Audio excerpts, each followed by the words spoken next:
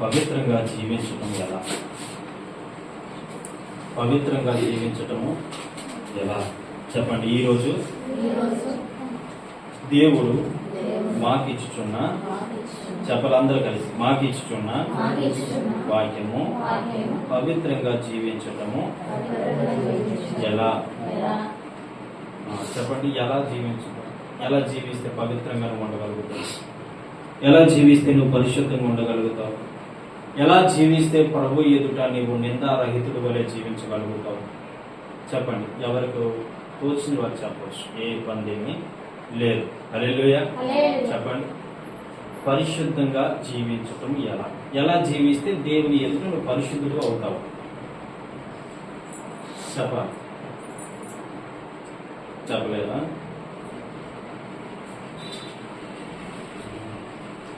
ఏ పాపం చేయకుండా ఉంటే పరిశుద్ధంగా ఉండగలరు.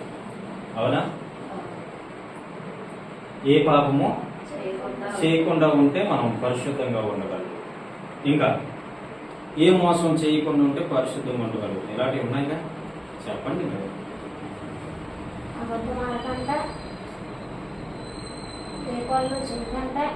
ఏ పనులు?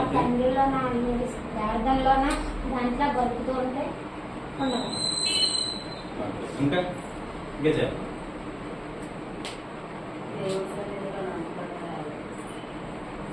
ఇంకా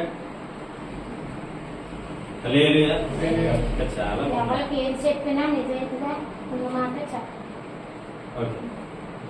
మీ వాక్యంలోంచి చూపిస్తాను. పరిశుద్ధంగా జీవించడానికి కొన్ని మనం ఏ విధంగా ఉండాలో దేవుడి వాక్యం ద్వారా మనం చెప్పుకుందాం. యెషయా గ్రంథం 1వ అధ్యాయము 16వ వచనం నుండి కొన్ని మాటలు మనం చదువుకుందాం. 20వ వచనం వరకు.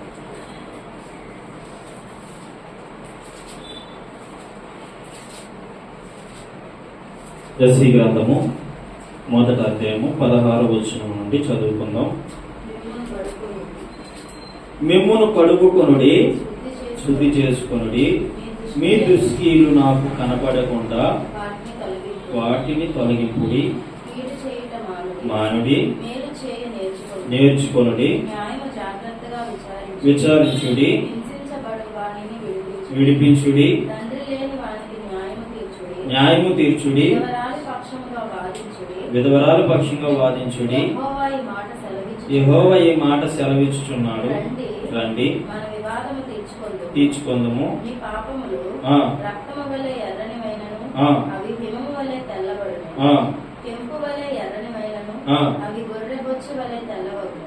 మీరు సమ్మతించి నా మాట వినని యెడల మీరు భూమి యొక్క మంచి పదార్థములను అనుభవింతురు.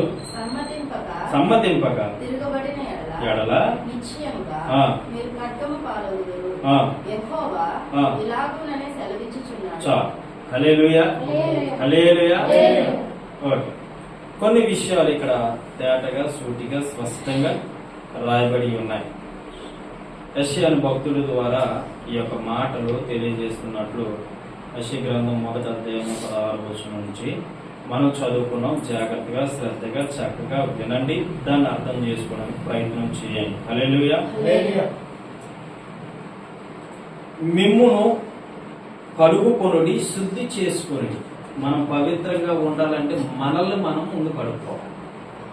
మనల్ని మనం కడుక్కోవడం అంటే ఏంటి? చేతులు కడుక్కోవడంగా, ఒళ్ళు కడుక్కోవడంగా, మొహం కడుక్కోవడంగా. ఏం కడుక్కోవాలంటే హృదయాన్ని కడుక్కోవాలి, అంతరంగాన్ని కడుక్కోవాలి, అంతరంగాన్ని హృదయాన్ని సరి చేసుకోవాలి. హల్లెలూయా. కడుక్కోవాలి. దేని చేత కడగబడాలి అయ్యా అంటే వాక్యము చేత. హల్లెలూయా. వాక్యము చేత కడగబడాలి. కడగబడకపోతే నువ్వు దేవుని దగ్గర పవిత్రంగా జీవించలేనంటే, నువ్వు దేవుని ఎదుట పవిత్రంగా లేనంటే. గుర్తు పెట్టుకొని చాలా స్లోగా ఈరోజు మాట్లాడతాను.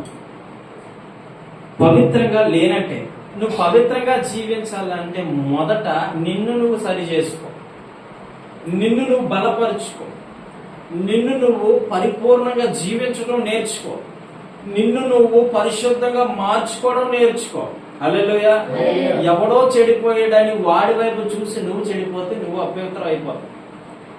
ఎవడో ఏదో గడ్డి తింటున్నాడని నువ్వు తింటే అపవిత్రం అయిపోతావు. ఎవడో ఏదో విధంగా దిగజారిపోతున్నాడని వాడి వెనక నువ్వు వెళ్తే నువ్వు పడిపోతావు. హల్లెలూయా. ఆ మాట జాగ్రత్తగా గుర్తుపెట్టుకోవాలి. ఎవడో తాగుపోతాడు, తిరిగిపోతాడు, తిట్టిపోతాడు, తిండిపోతాడు, వాడి వెనక నువ్వు వెళ్తే ఏమవుతావు?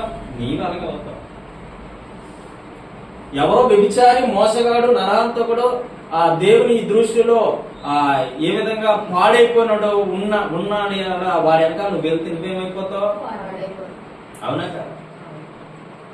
అప్పుడు నువ్వేం అర్థం చేసుకోవాలంటే వాడి వెనక వెళ్తే నేను పాడవుతా, వాడితో ఉంటే నేను పాడవుతా, లేదా ఆవిడతో నేను జీవిస్తే పాడవుతా, ఆవిడతో నేను బ్రతికితే పాడవుతా. నాకు ఆవిడతో పనిలే, నాకు ఎవరితో పని? దేవుడితో పని. దేవుడితో నువ్వు గడుపుతూ, దేవుడితో నువ్వు జీవిస్తూ, దేవుడితో బ్రతుకుతూ నిన్ను నువ్వు సరి చేసుకోవాలి. హల్లెలూయా, హల్లెలూయా. ఎక్కడ కూడా అపవిత్రత ఉండదు నీలో, ఇంకా అపవిత్రత ఉండదు. పరిశుద్ధంగా బ్రతకగలుగుతాం. హల్లెలూయా. మొదట మనలో మనం కడుక్కోం. మనం ఎప్పుడైనా ఎవరికైనా సువార్త చెప్పినప్పుడు అలా అంటారు, నిన్ను నువ్వు సరి చేసుకో ముందు, నాకు చెప్తిగా నా తర్వాత. నిన్ను నువ్వు కడుక్కో ముందు, నాకు సరి చేద్దిగా తర్వాత. నీ కుటుంబంలో మనుషులు మార్చుకో ముందు, తర్వాత నాకు చెబుతూ. నీ కుటుంబంలో జీవితాన్ని మార్చుకో ముందు నాకు చెబుతూ. నీ కొడుకును మార్చుకో ముందు నాకు చెబుతూ. నీ భర్తను మార్చుకో ముందు నాకు చెబుతూ అంటారా? అంటారు. ఎందుకంటారంటే మొదట మనలోని మనం కడుక్కోం. అవతలోడితో నువ్వు కాయ వచ్చింది 2. హల్లెలూయా. అవతల కాయలా? మొదట నిన్ను కడుక్కోవడమే కాదు కానీ ఇంకా కింద చూడాలి.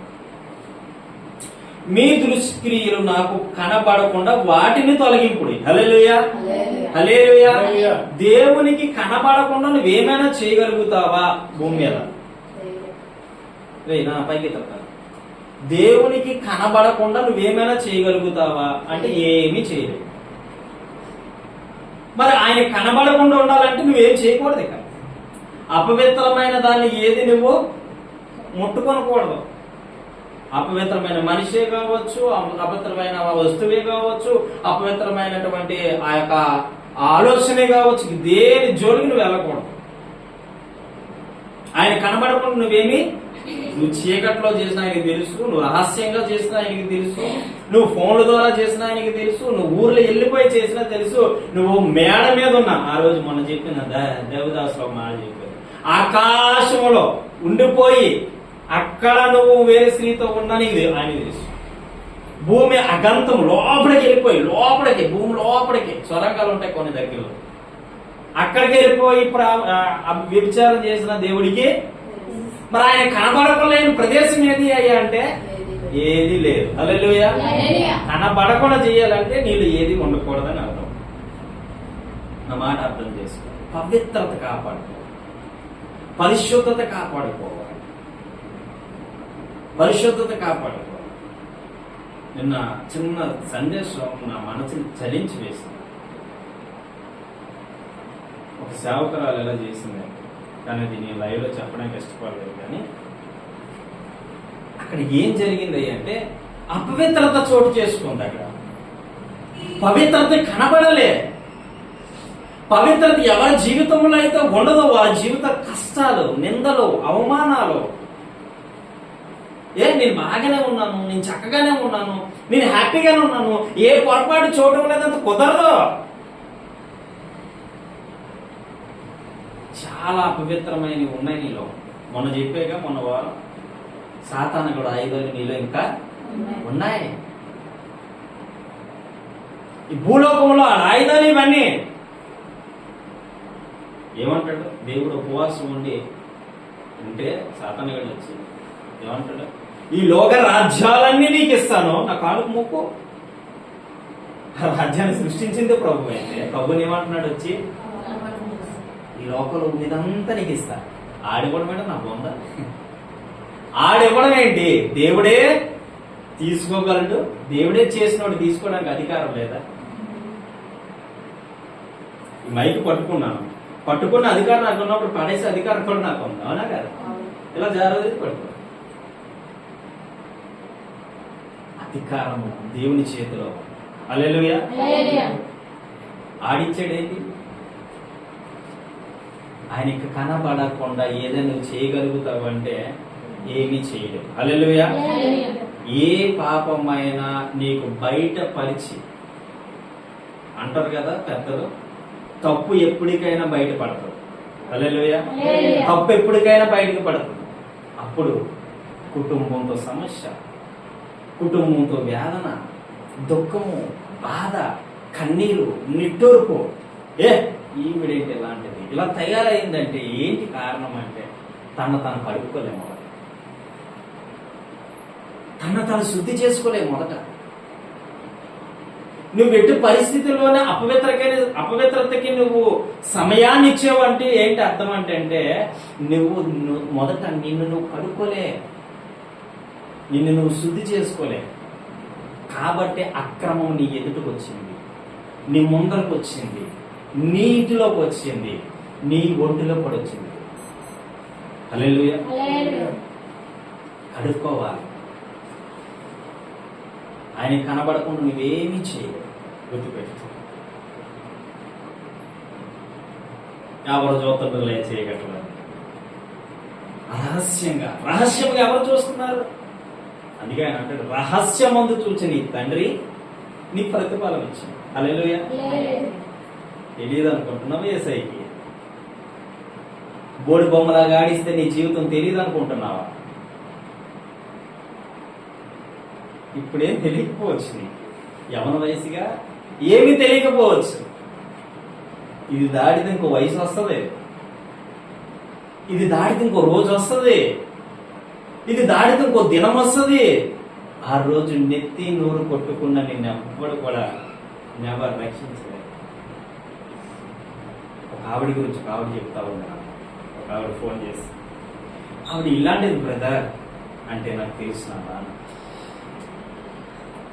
ఒక వాడిని చిన్న పిల్లల సహితం వాడి చేస్తారు. దానివల్ల సమస్య ఏమొచ్చిందంటే కాస్త వయసు ముదిరింది, కాళ్ళు పనిచేయట్లే, ముడుకులు పనిచేయట్లే, కూర్చుంటే నిలబడలేదు, నిలబడితే కూర్చోలేదు. పరిస్థితి ఎలాగైపోయిందంటే ఎవడని పెడితే తిందామా అనే విధంగా అయిపోయింది. వయసు ఉన్నంత వరకు పరిగెడతాం, వయసు ఉన్నంత వరకు నా ఇష్టమని జీవిస్తాం. నేనేమనుకున్నాను తెలుసా? వయసులో ఏమనుకున్నా తెలుసా?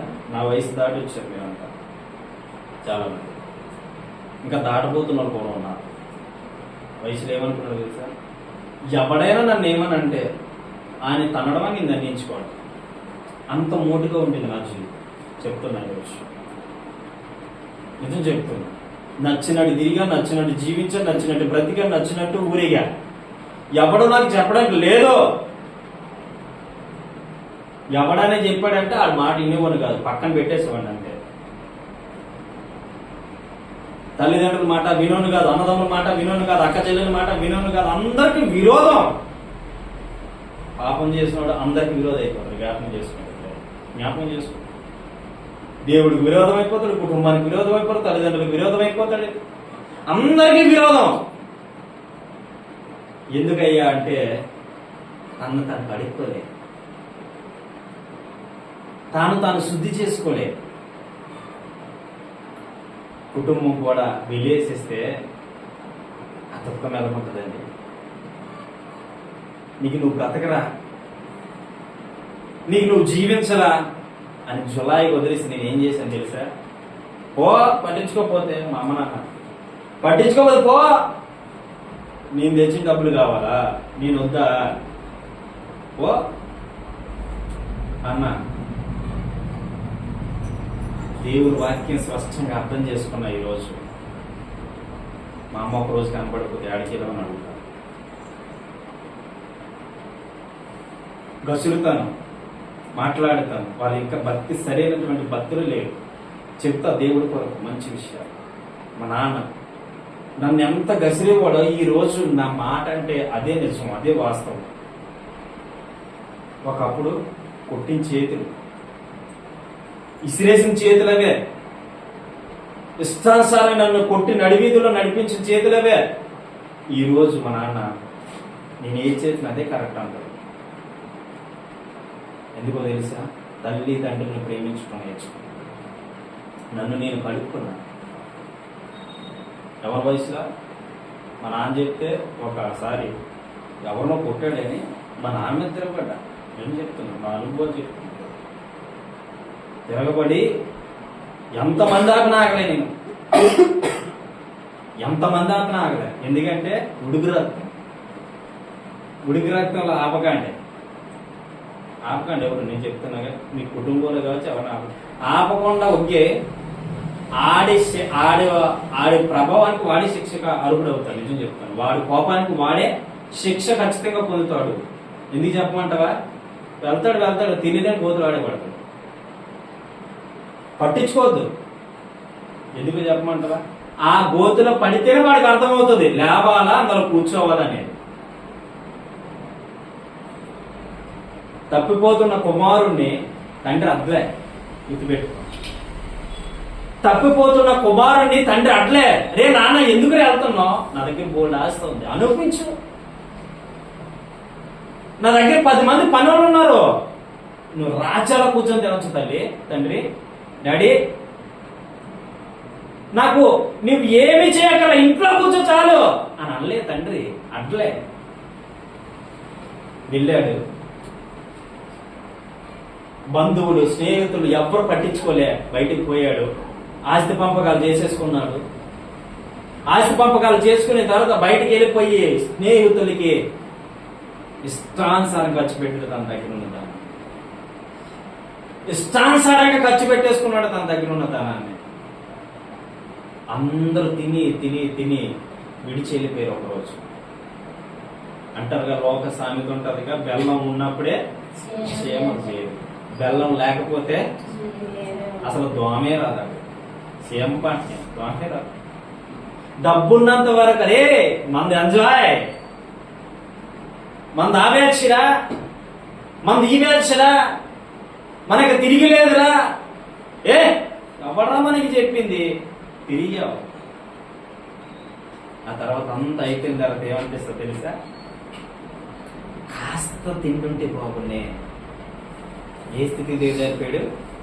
కాస్త ఎవరైనా పెడితే బాగున్నే. ఎందుకంటే ఆస్తి అయిపోయింది, అంతస్తు అయిపోయింది, మొత్తం ఖర్చు పెట్టేశాడు ప్రజలకి.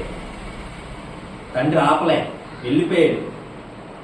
వెళ్ళిపోయి తండ్రికి దూరం అయిపోయి తండ్రి ఆస్తిని తీసుకొని పోయి పందులు తిని పొట్టైనా తిని బ్రతుకుదామనే స్థితిలోకి వచ్చేసాడు. పందులు తిని పొట్టి, ఆ పొట్టు దగ్గరికి వెళ్ళి ఆ పొట్టు తింటూ ఉంటే పందులు కూడా మూతులతో ఏం చేశాయట? అది కూడా గతి కాలే. అప్పుడు తెలుసుకున్నాడు తన తప్పు తాను. తెలుసుకొని తండ్రి దగ్గరికి వచ్చాడు. నేను ఎప్పటికీ కూడా తండ్రి దగ్గరికి వెళ్ళడానికి నేను అర్హున్నా అని చెప్పి, అంటే దూరమునున్న చూచి తండ్రి గబ పరిగెత్తి హత్తుకొని మెడ మీద ముద్దు పెట్టి పెద్ద పండగ చేసేసాడు. హల్లెలూయా. ఇది ఎందుకు చెప్పానో తెలుసా? తప్పిపోయావు, దేవుని మార్గంలో తప్పిపోయావు, దేవుని మార్గాన్ని విడిచిపెట్టి వెళ్ళిపోయావు బయటికి, దేవుని మార్గాన్ని విడిచిపెట్టి చాలా దూరం పరిగెత్తేసావు. ఇదిగో ఇప్పటికైనా దేవుడు చెప్తున్నాడు, నీ తప్పుని నీవు తెలుసుకొని వస్తే మళ్ళీ సంతోషకరమైన జీవితాన్ని అనుభవించబోతుంది. ఆమేన్. నీ తప్పుని నీవు తెలుసుకొని వస్తే మళ్ళీ సంతోషకరమైన జీవితాన్ని ఇవ్వబోతున్నాడు దేవుడు. ఈ లోకములో అన్నిటికన్నా కఠినమైనది పరిశుద్ధత. అది కలిగి నువ్వు జీవిస్తే అందులో ఉన్న మాధుర్యం మీకు తెలుసు. ఆ పవిత్రతకి ఈ లోకములో ప్రథమ స్థానం ఉంది. ఈ లోకములో గొప్ప ఘనమైన స్థానం ఉంది. ఎక్కడంటే పవిత్రత ఉన్న దగ్గర. దాని దగ్గర నువ్వు నిలబడితే నీవు పవిత్రుడిగా మారుస్తుంది దేవుడు. హల్లెలూయా, హల్లెలూయా. హల్లెలూయా. హల్లెలూయా. ఆ కన్న తండ్రి ఏం చేశాడో తెలుసా? తన అన్నదమ్ముల్ని, చుట్టాలని, బంధువుల్ని అందరినీ పిలిచి మంచి విందు తయారు చేశాడు. ఎందుకో తెలుసా?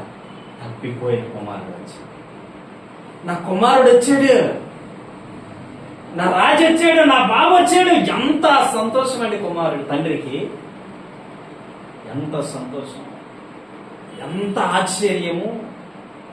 అది ఊహిస్తేనే గొప్ప ఆశ్చర్యం కాదు, కానీ కుటుంబంలో అలా జరిగితే ఎంత ఆశ్చర్యపడతావు. అరే చిన్న చిన్న ఫోన్ పోయి దొరికితాయంటే దేవుడు ఎంత గొప్ప కార్యం చేశాడు. ఒక్క రోజుని భర్త తాగలేదంటే ఈ రోజు నిజంగా తాగకుండా దేవుడు ఇచ్చాడు. చిన్న చిన్న సంతోషాలకి ఎలాగుంటే రియల్ గ్రేట్ గొప్ప విషయం ఏంటంటే తప్పిపోయిన నీవు మళ్ళా దేవుని దగ్గరికి తిరిగి వస్తే అద్భుతం చూస్తావు. హల్లెలూయా, హల్లెలూయా. దేవుని యందు మనం నిలిచి ఉండడం నేర్చుకోవాలి. హల్లెలూయా. చూడండి ఇంకా కింద చూడండి 17వ వచనం. కీడు చేయటం మానుడి, మేలు చేయి నేర్చుకొనుడి, న్యాయము జాగ్రత్తగా విచారించుడి, హింసింపబడు వారిని విడిపించుడి, తండ్రి లేని వారిని న్యాయము తీర్చుడి, విధవరాలు పక్షంగా వాదించుడి. హల్లెలూయా, హల్లెలూయా. మనం కీడు చేసే విధంగా ఉండకూడదు. నువ్వు అపవిత్రంగా ఉంటే, నువ్వు పవిత్రంగా ఉంటే కీడు చేసే మనసు నీలో ఎవ్వరికి కాదు. నీకు చేతనైతే మేలు చేయి, కీడు చేయడానికి మాత్రం ప్రయత్నం చేయదు. ఒకవేళ మేలు చేయడానికి కూడా నీకు అలవాటు లేకపోతే మానే తప్ప కీడు మాత్రము. ఏదో ఈ మధ్యన ఒక ట్రెండ్ అవుతారు ఏంటంటే అందరూ బాగుండాలి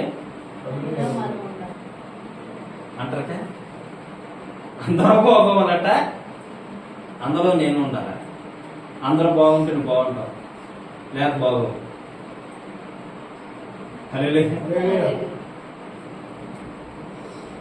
మనం ఒక్కరం బాగోవాలనేది స్వార్థం, నిజం. అందరూ బాగోవాలనేది నిస్వార్థం. అవునా కదా? ఇక్కడ అదే వాక్యం చెప్తుంది ఏంటంటే కీడు చేయటం మానుడి, మేలు చేయ నేర్చుకోండి. ఏమే నీ చేతనైతే మేలు చేయి, చేత కాకపోయిందనుకో అక్కడి నుంచి విడిగా అక్కడే వడ్డలే. కొంతమంది కీడికే కారకులు అవుతారు.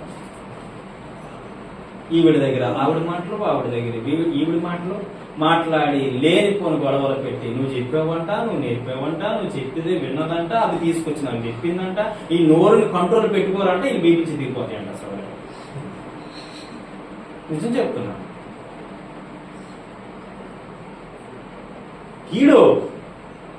కీడెక్కడైతే ఉంటుందో అక్కడ ఎవడ ఉంటాడు? అది మా అమ్మలు కాదు, నీకంట ముందు వచ్చి కూర్చుంటాడు.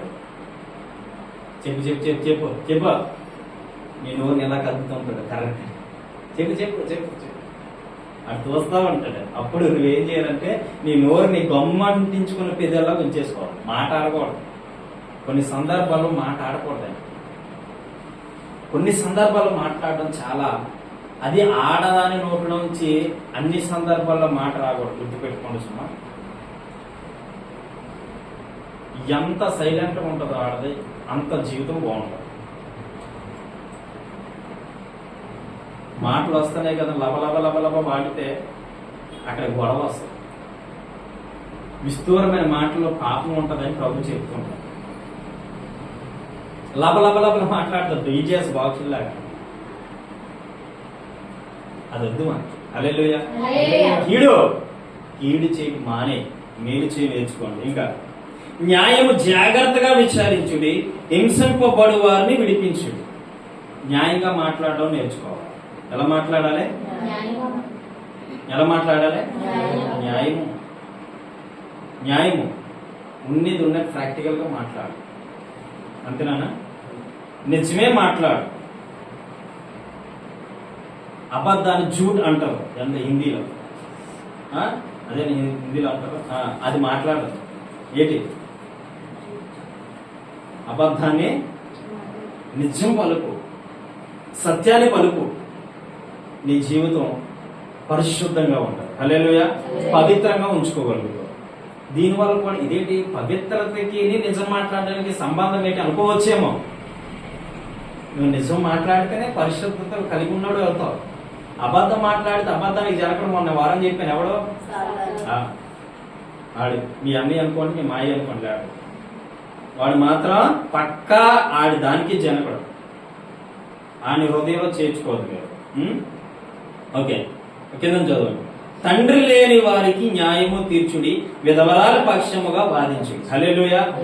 ఎవరైనా తల్లి తండ్రి లేకపోయినట్లయితే ఇక్కడ వాక్యం చెబుతుంది, ఎక్కువగా ప్రేమించు. నాకు చెల్లి అంటే చాలా ఇష్టం, ఎవ్వరు లేదు. నా భార్య అంటే చాలా ఇష్టం, ఎవ్వరు లేదు. తల్లి ఉంది కానీ ముసలు. అందుకే తల్లిదండ్రులు లేకపోతే నేను అత్యధికంగా ప్రేమిస్తాను, అత్యధికంగా ప్రేమిస్తాను. చెల్లి అంటే చాలా ఇష్టం, ఎవ్వరు లేదు. నేను అందుకే చెప్తుంటాను మీకు. ఎందుకు చెప్తుంటానంటే మీ గురించి మీరు బాగోవాలని కోరుకునేది ఎవడు కోరుకుంటాడు? తండ్రి. అవునా కాదా? మీ అందరికీ నేను తండ్రి లాంటివన్నా కాదా? నేను బాగోవాలని కోరుకుంటా. ఎందుకంటే ఇంకెవ్వరు లేదు, నా దేవుడు తప్ప వేరేది లేదు నీకు. అందుకే నీ బాగోవాలని కోరుకుంటా. ఉదయం నాకు ఫోన్ చేశారు చెల్లి గురించి, ఫోటోలు పంపించినప్పుడు అన్నీ మీరేనా అన్నారు. తనకు అన్నీ మీరేనంటే నేను నా భార్య తప్ప తనకు ఎవరు లేరు, నేను నా భార్య చూసుకోవాలి చెప్పాను. నేను నా భార్య చూసుకోవాలంటే అన్నీ చెప్పాను, ఇవన్నీ ప్రాక్టికల్గా చెప్పాను. అయినా వాళ్ళు ఇష్టపడ్డారు. హల్లెలూయా. ఎందుకంటే తండ్రి లేని వారిని వాక్యం చెప్తుంది ప్రేమించు. వాక్యం చెప్తున్న మాట ఇది, నేను చెప్తున్న మాట కాదు. అక్క కూడా ఎవరు లేరు, అంత బాగా చూసుకుంటాడు అన్న. తండ్రి లేని వారిని ప్రేమించాలి. నా ఆశ, నా కోరిక ఏంటంటే మనకి ఎవరు లేరు, మన ఆధారం యేసయ్య, మన జీవితమే యేసయ్య, మన బ్రతికే యేసయ్య. ఆయన తప్ప మనకి ఎవ్వరు లేరు. హల్లెలూయా. కొంతమంది అన్ని ఉండి అందరూ ఉండి అనాథులైతే మనకి ఎవరు లేక. అందుకే కళ్ళు లేని ఆయన కళ్ళు లేవని చెప్పేసి తన తల్లి తండ్రులు విడిచిపెట్టేస్తారు, తల్లి తండ్రులు విడిచిపెట్టేస్తారు, బంధువులు స్నేహితులు విడిచిపెట్టేశారు, అందరూ వదిలేశారు. కానీ దేవుడు వదలలే. ఆయన అంటున్నాడు, స్నేహితులను నమ్మాను మోసం చేశారు, బంధువులను నమ్మాను ద్రోహం చేశారు, స్నేహితులను నమ్మాను మోసం చేశారు, బంధువులను నమ్మాను ద్రోహం చేశారు.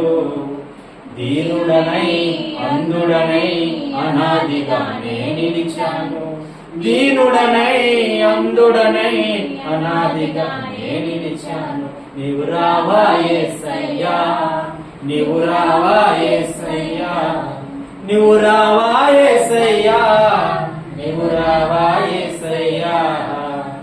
ఎవరు లేక ఒంటరినై అందరికీ నే దూరమై, ఎవరు లేక ఒంటరినై అందరికీ నే దూరమై అనాదిగా నిలిచాను. రావా యేసయ్యా, నీవు రావా యేసయ్యా, నీవు రావా యేసయ్యా. హల్లెలూయా. దీనుడిగా అంటే ఎవరుగా? దీనుడిగా. అంధుడు అంటే కళ్ళు లేనాడిగా, అనాదిగా అరుస్తా ఉన్నాడు. యేసయ్యా నువ్వు రావా, నాకు ఎవ్వరు లేరయ్యా నువ్వు రావా. ఎవ్వరు లేని పరిస్థితుల్లో ఎలా ఉంటుందంటే చాలా చాలా కష్టంగా ఉంటుంది. ఆ జీవితం చాలా కష్టంగా ఉంటుందండి. పాపం తల్లిదండ్రులు వదిలేశారు, విడిచిపెట్టారు, చనిపోయారు. నాకు తెలియదు కానీ పూర్తిగా సాక్ష్యం విన్నాను అంతే. కళ్ళు లేరు, ఒకే ఒక భార్య. ఆ భార్య తను చూసుకుంటూ ఈరోజు బలంగా దేవుని చేతిలో బలమైన సాధనంగా వాడబడతా ఉన్నాడు. హల్లెలూయా. చక్కని పాటలు రాశాడు. కళ్ళు లేకపోయినా దీనుడిగా అరుస్తూ ఉన్నాడు, యేసయ్యా నువ్వు రావా, నువ్వు రావా. ఎంత మంచి చక్కని సాంగ్స్ రాశాడంటే కళ్ళు లేవని వదిలేసిన రోజులేమో కరోనా సీజన్లో కన్న తల్లి కన్న బిడ్డను చూడలేని రోజు, కన్న తండ్రి కన్న కొడుకును చూడలేని రోజు,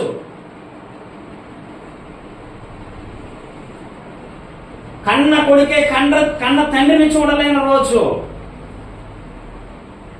ఇలాంటి రోజు ఒకటి వస్తుందని ప్రపంచంలో ఎవరు ఊహించుంటారు. వచ్చిందా లేదా? ఇలాంటి రోజు ఒకటి రాబోతుంది. అదే ఆ రోజు యేసయ్య ఉగ్రత రోజు వస్తుంది. యేసయ్య ఉగ్రత రోజు ఒకటి వస్తుంది. తల్లి జాడ పిల్ల కలేక, పిల్ల జాడ తల్లికి లేక, ఆ తల్లి జాడ పిల్ల కలేక, పిల్ల జాడ తల్లికి లేక, అనాథులై అరిచే రోజు, దిక్కులేక ఏడ్చే రోజు, ఆ రోజు శ్రమ నుండి తప్పించే నాదుడు లేడు. హల్లెలూయా. ఒక రోజు మనందరికీ ఉందా లేదా? ఉంది. చెప్పండి, ఉందా లేదా? ఒక రోజు, ఆ రోజు వస్తుంది మళ్ళా. కానీ ఈ అంధుడు అంటున్నాడు, దీనుడనే అంధుడనే అనాదిగా అరుస్తున్నాను ప్రభు, నువ్వు రావా.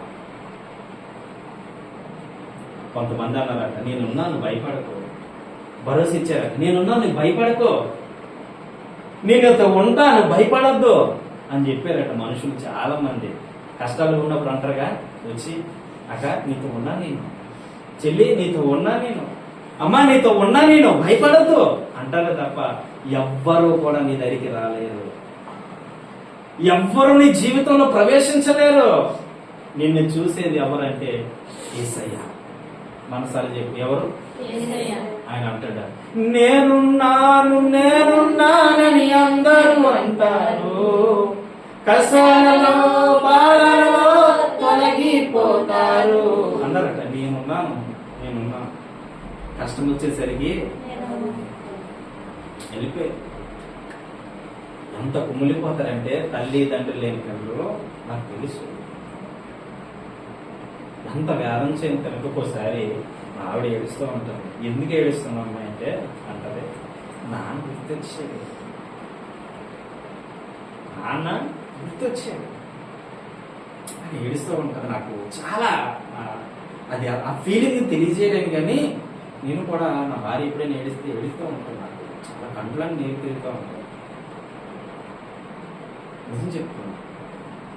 తల్లిదండ్రులు లేని బిడ్డలు ఎలాగుంటారో నాకు తెలుసు. అందుకే వాక్యం చెప్తూ ఉంది, తల్లిదండ్రులు లేని వారిని ప్రేమించు,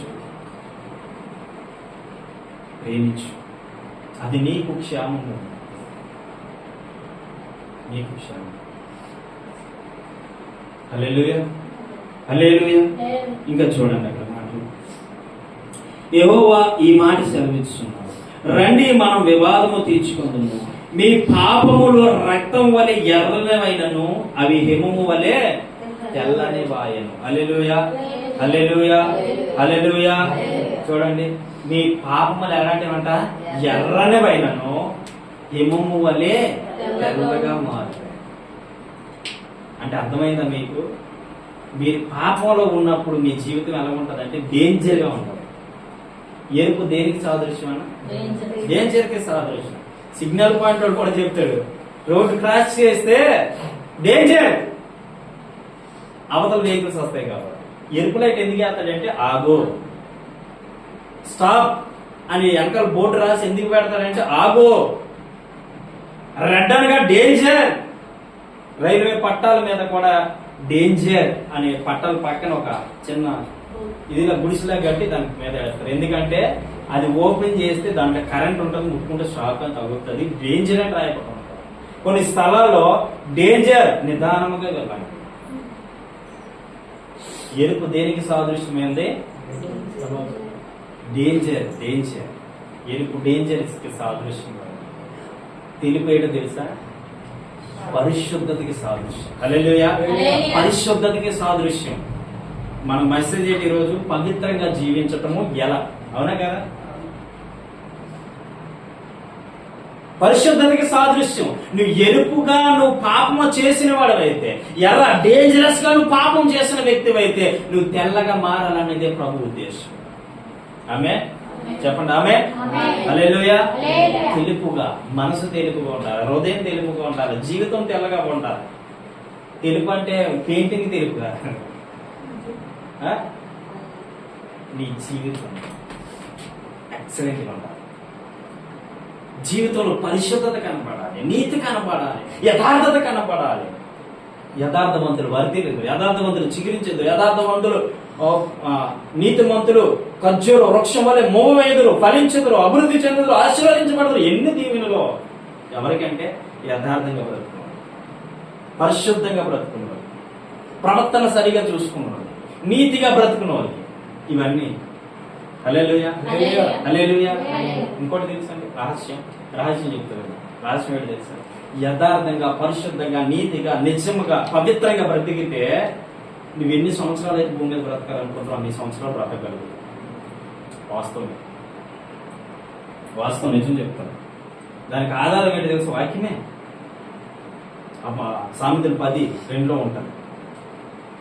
నీ కలిగి ఉన్న నీతట నీ మీదకి మరణం వస్తే అంతే, నువ్వు అక్కడ ఉండు, ఆగిపోతట. తెలుసా నీతికి ఎంత బలం ఉంది? నీతికి బలం ఉంది కాబట్టి బలవంతుడైన యేసయ్య నీతిగా బ్రతికి 33.5 సంవత్సరాలు కూడా భూమి మీద జీవించాడు. హల్లెలూయా. ఆయన ఏ పాపము లేదు, ఆయన ఏ పాపము లేదు. హల్లెలూయా. ఏ పాపము లేదు. చూడండి మత్తయి సువార్త, యోహాను సువార్త 15:3 చదువులో. యోహాను సువార్త 3 నేను మీతో చెప్పిన మాటను బట్టి మీరు ఇప్పుడు పవిత్రులై ఉన్నారు. చాలు. ఆయన చెప్పిన మాటను బట్టి ఏమై ఉన్నారట? ఆయన చెప్పినప్పుడు పవిత్రంగా జీవించడం నేర్చుకోవాలి.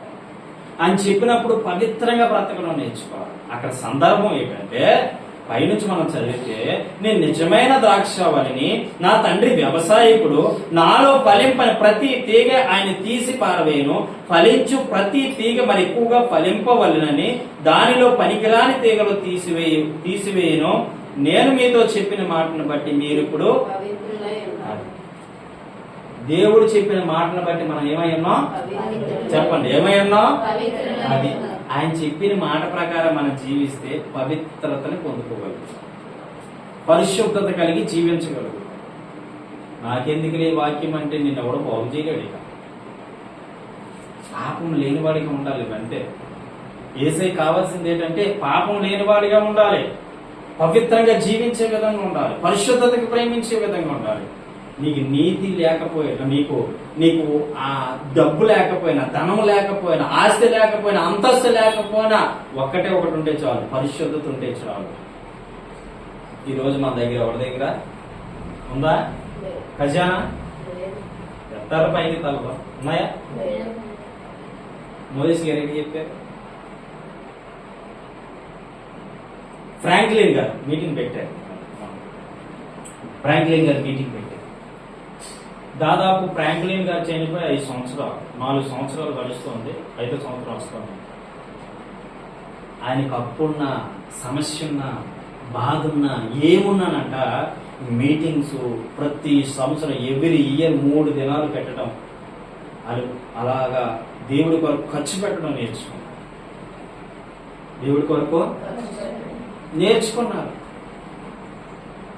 డబ్బును ప్రేమించలే, కానీ వెనకాల చూస్తే ఏముందో తెలుసా? అబ్బో ఉందా లేదా? చెప్పారు లేదా? డబ్బు చాలా కావాలి వాళ్ళకి, కానీ డబ్బును ప్రేమించే మనసులే. ఈరోజు నీ సేవకుడు కూడా అది లేదు. చాలా అప్పు ఉంది, కానీ ప్రేమించే మనసులే. నాకు కావాలంటే దేవుడు ఏదో ఒక రోజు నన్ను హెచ్చించక మానడో, ఫలింప చేయక మానడో, అభివృద్ధి చేయక మానడో. ఆ వెంట వస్తాయి మనం కలిగి ఉంటే, వెనకాలే మన నీతి, యథార్థత, పరిశుద్ధత కలిగి ఉంటే అవి కావాలన్నప్పుడు నీ వెనక్కి పంపిస్తాడు దేవుడు. ఎందుకంటే దాన్ని సృష్టించిన దేవుడే కాబట్టి. ఆమె నువ్వు గుర్తు చేసుకోవాల్సింది ఏంటో తెలుసా? ఈ లోకంలో నీకు ఏది లేకపోవచ్చు, కానీ పవిత్రత లేకపోతే నువ్వు బ్రతకలేవు. దేవుని ఆత్మ లేకపోతే నీవు, దేవుని ఆత్మ ఎక్కడ ఉంటుందో తెలుసా? పవిత్రత నీ దగ్గర ఉంటుంది, పరిశుద్ధత ఉన్న దగ్గరే ఉంటుంది, నీతి కలిగి ఉండే దగ్గరే ఉంటుంది, యథార్థవంతులు ఉన్నవ దగ్గర మాత్రమే ఉంటుంది. ఎక్కడ పడితే అక్కడ దేవుని ఆత్మ ఉండదు. ఇది గుర్తుపెట్టు. ఎక్కడ ఉంటుందా?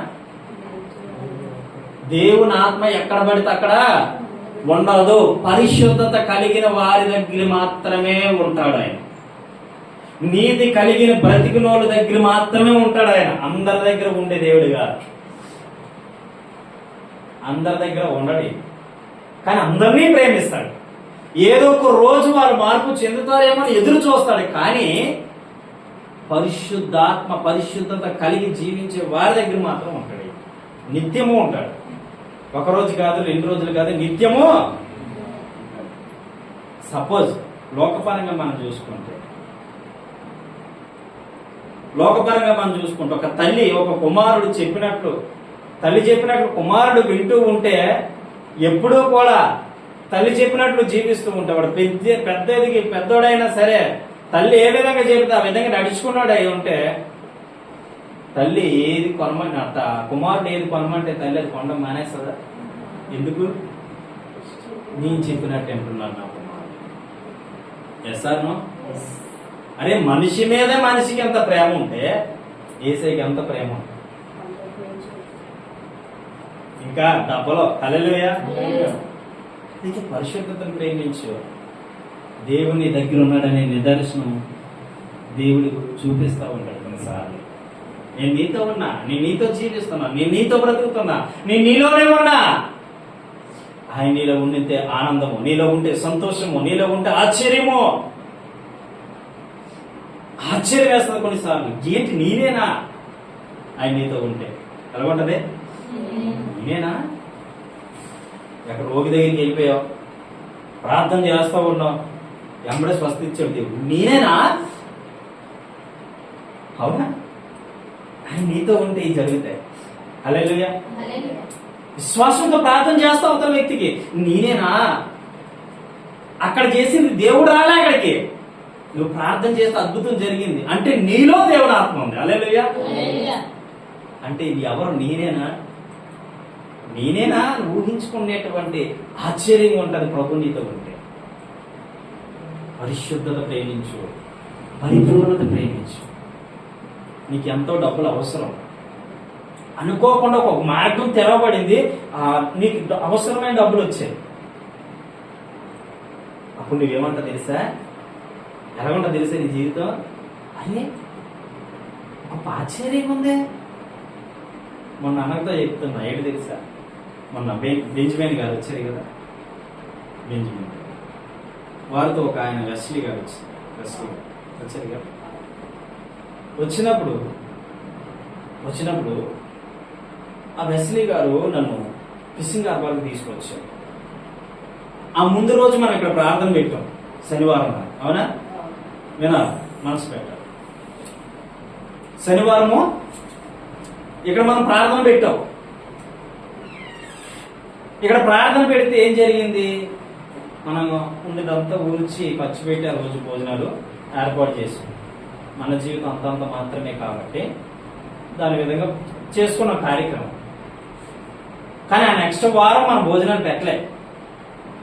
ఆయన అడిగారు, భోజనాలు పెట్టారా ఆదివారం అని అడిగారు. లేదని పెట్టలేదు, పేద సమయం కదా, మా దగ్గర ఏముంటుంది, దేవుడు నా మహిమార్థి కొరకు ఖర్చు పెడతా ఉన్నాం, దేవుడే చూసుకుంటాడు, మొన్న మీరు వచ్చిన రోజు అంతా ఖర్చు చెప్పింది ఏమీ లేదు అని చెప్పాను. చెప్పిన తర్వాత మేము ఇక్కడ నుంచి వెళ్తున్నాం, చోడవరం దాటిన తర్వాత నేను ఒకరికి 2000 రూపాయలు చీటీ కట్టాను. వాళ్ళు ఫోన్ చేశారు నాకు, ఫోన్ చేసి అంటున్నారు, ఏదైనా వదిలేసిన ఎవరైనా ఊరుకుంటారు కానీ చీటీ వదిలేసి ఊరుకుంటారా? సాయంత్రం కల్లా మాకు కట్టాలి, ఏం చేస్తాం మాకు తెలియదు అంటే నేను అన్నాను, నాకు ముందు చెప్పలేదు మీరు, నీ ప్రేయర్లో ఉండిపోయాను, నాకు తెలియదు, గ్రూప్లో నేను పెట్టాలి కదా అని చెప్పేసి నేను అన్నాను. వాళ్ళు వినలేదు. వినకపోతే ఇంకా మా ఆవిడ ప్రజలు ఎలా ఉందంటే అలాగా తలెత్తుకొని ఏం చేయాలి వాళ్ళతో మాటలు అనిపించుకుంటామా ఏంటి అనేసి చాలా బాధపడిపోతారు. నేను అన్నాను, నేను సాయంత్రం ఇస్తాలే అన్నా. ఏమన్నాను? వినండి, యేసు ప్రభు నీతో ఉంటే ఎలా కార్యం జరుగుతుందో చెప్తున్నాను. ఈ చిన్న కార్యాల నుంచి మొదలు పెడతాడు దేవుడిని. నీకు ఏ అవసరం ఉందో ఆయనకి తెలుసు, నువ్వు ఏ విధంగా జీవిస్తున్నావు ఆయనకి తెలుసు, ఏ విధంగా బ్రతుకుతున్నావు ఆయనకి తెలుసు, ఎలా కష్టతరంలో నువ్వు ఉన్నావో ఆయనకి తెలుసు. ఆయనకి తెలియకుండా నీ జీవితం లేదు సుమా, గుర్తుపెట్టుకో. అయితే ఇలాగా నేను అనుకుంటూ ఉంటే సాయంత్రం ఇస్తానంటే ఈవిడ ఉంటుంది, రూపాయి లేదు, పెట్రోల్ పట్టించుకోవడానికి బండికి రూపాయి లేదు నీ దగ్గర, నువ్వు సాయంత్రం ఇస్తానని ఎలా చెప్పావు అంటే దేవుడు చూసుకుంటాలే అన్న. ఏమన్నా అనేసి నేను మాట్లాడేసి కొంత ముందుకు వెళ్ళిన తర్వాత అబ్రహ్మయ్య గారు ఫోన్ చేశారు. కాబట్టి అర్జెంటుగా నువ్వు ఎక్కడ రావాలి, అర్జెంటుగా ఎక్కడ రావాలి, పరిచర్యలోకి రావాలి. హల్లెలూయా చెప్పండి, హల్లెలూయా. సరే అని వస్తాను, వెళ్ళాను. దేవుడు నాకు కొద్దిగా అమౌంట్ ఇచ్చాడు, కొంచెం అంటే సాలి అమౌంట్ ఇచ్చాడు. ఇచ్చిన తర్వాత ఇవి సరిపోవు కదా అన్నది నా భార్య. సరిపోవు, కరెక్ట్. ఒక 800 రూపాయలు అక్కడ ఇచ్చాడు. ఇవి సరిపోవు కదా అంటే సరిపోవులే అని పౌచులు పెట్టేసి వచ్చాను, చెప్పలేదు, చేయలేదు. అక్కడ ఆ రాత్రి ఏమనుకుంటున్నానంటే పాస్టర్ గారితో వెళ్ళాలా, ఈ డబ్బులకి ఎక్కడైనా తిరగాల సెట్ చేసుకోవడానికి సతమతం అయిపోతున్నారు. వాళ్ళేమన్నారంటే నేను హైదరాబాద్ నుంచి తమ్ముడు వచ్చాము, కారు తోలేకపోతే నువ్వు వస్తే కాస్త నాకు ఇబ్బంది తగ్గిద్ది, కాస్త అనుభవాలు కూడా నేర్చుకోగలుగుతావు అని చెప్పి పాపం చాలా విషయాలు నాతో మాట్లాడారు. నా ఉద్దేశం ఏంటంటే డబ్బులు సెట్ చేయాలి, ఎలాగా ఇంటికాడ ఉండిపోతే పని అవ్వదు.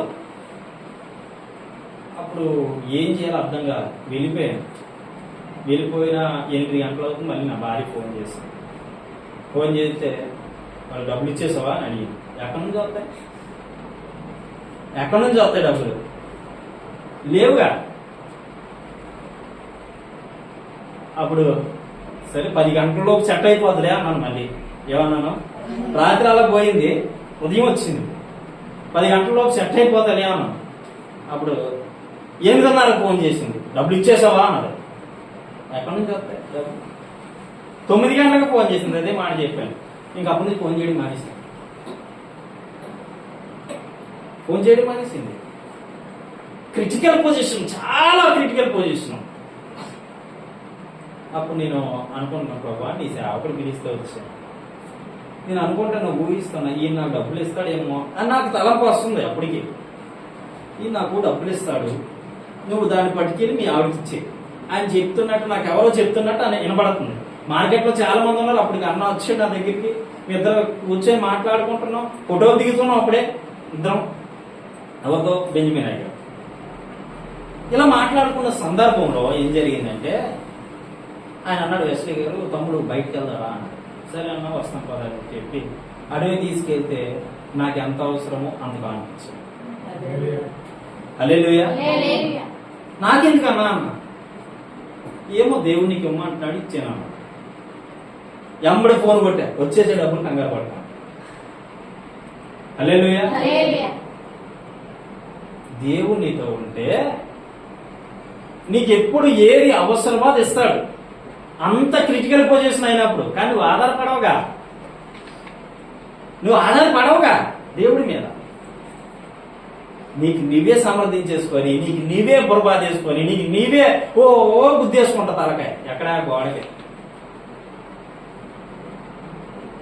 ఇది కాదు చేయాల్సి. టైం చెప్పి ప్రార్థన చేయి. ఇలాంటి ఒక కార్యం జరిగింది అద్భుతంగా. ఇంకా నేను ముగించేస్తాను, టైం అయిపోయింది. మీకు తెలుసు కదా, మరణాత బైబిల్ మిషన్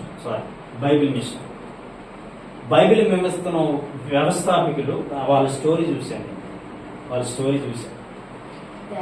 దేవదాసయ్య మందమూరా మందమూరే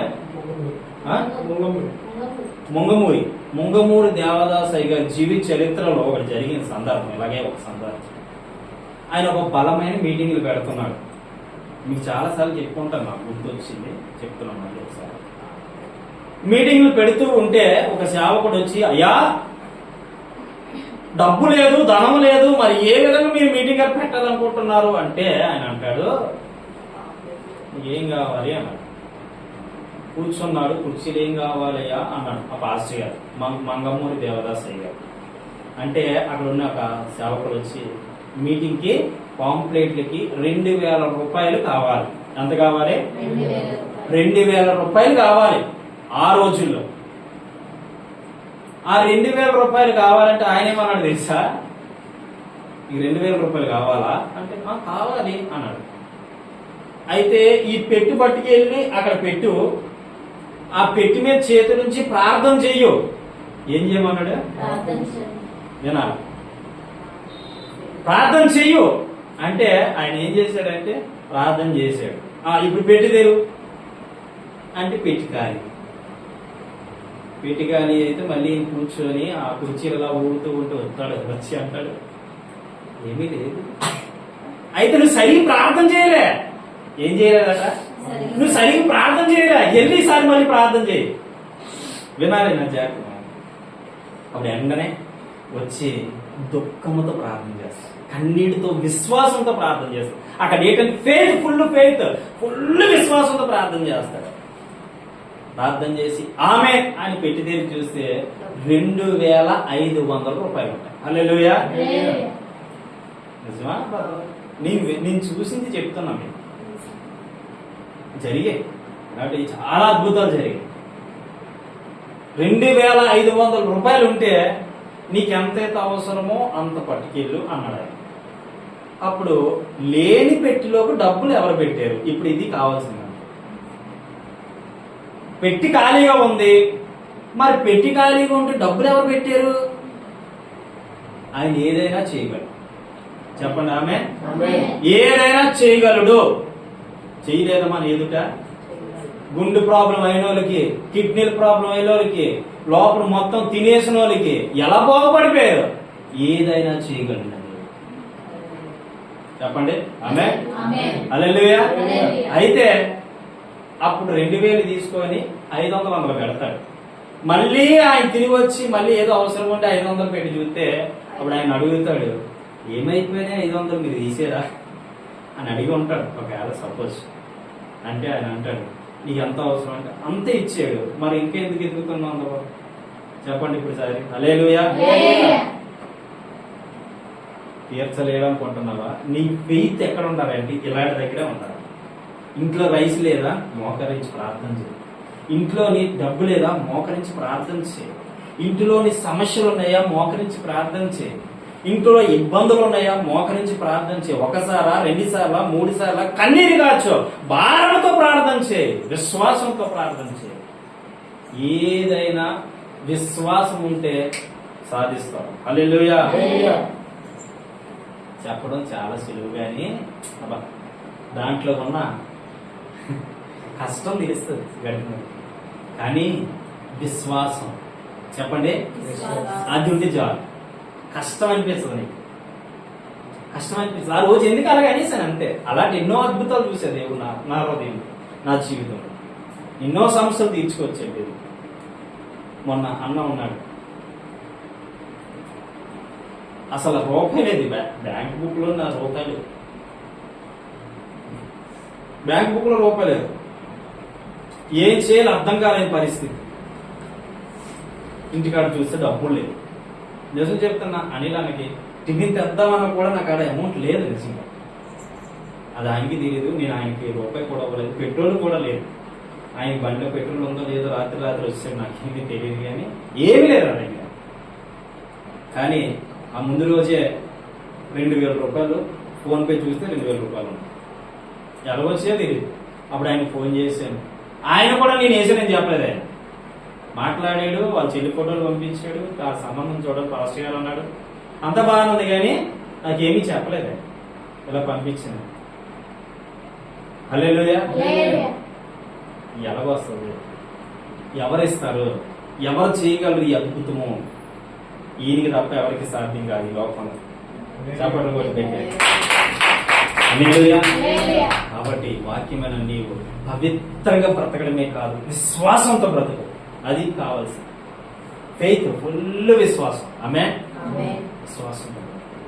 ఏ మచ్చకి, ఏ డాగుకి, ఏ పాపానికి నువ్వు ఎటువంటి పరిస్థితుల్లో చోటు ఇవ్వద్దు.